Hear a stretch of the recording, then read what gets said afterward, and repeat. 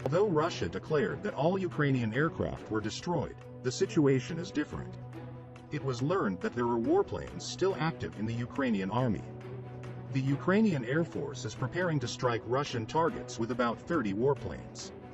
Although much of Ukraine's military infrastructure has been disabled or destroyed, there is evidence that the Ukrainian Air Force has almost 30 fighter jets, including Su-25 attack aircraft, MiG-29 and Su fighters.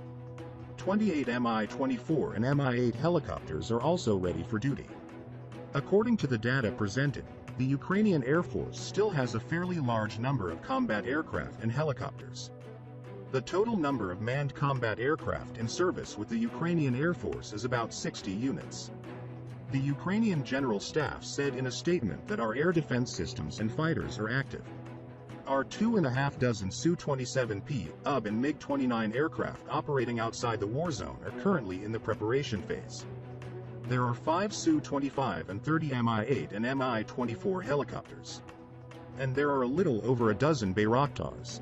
All Su-24M, Mr. and S-125M are ready to fly, he said.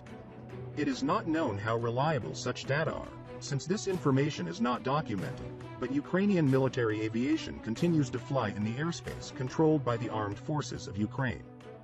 This shows that Ukraine really has fighters, attack aircraft and helicopters. It is not known in which part of the country the current warplanes and helicopters are located. Allegedly, some of the planes are at the NATO base in Poland.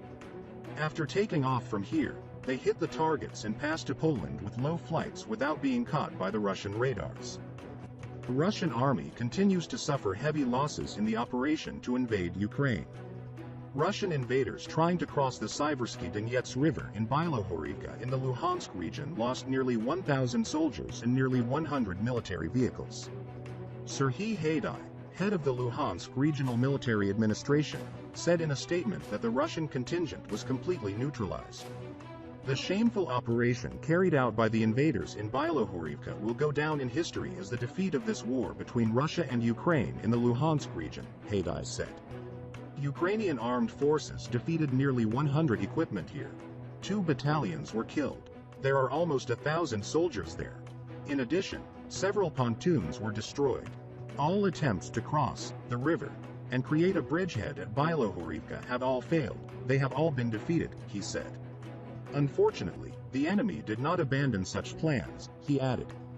The invaders plan to encircle the regional center of Severodonetsk and continue their attacks in this direction. Thousands of Russian invaders are trying to advance to the city, but they are unable to do so. In the villages on the outskirts of Severodonetsk, the Ukrainian ground forces successfully repelled the enemy attacks, so the Russians are retreating. Conflicts continue. In the meantime, Mikhail Podolyak, advisor to the office of the President of Ukraine, stated in his statement that the situation in Ukraine has changed a lot since the start of the war. Noting that the Russian administration still does not understand this, Podolyak stated that the negotiation process between the delegations on ending the war between Ukraine and Russia was suspended because Russia did not take the changes into account. Podolyak used the following statements: "The negotiation process depends on how the events are going in Ukraine. The process was suspended because there was no significant change or progress after the Istanbul Declaration.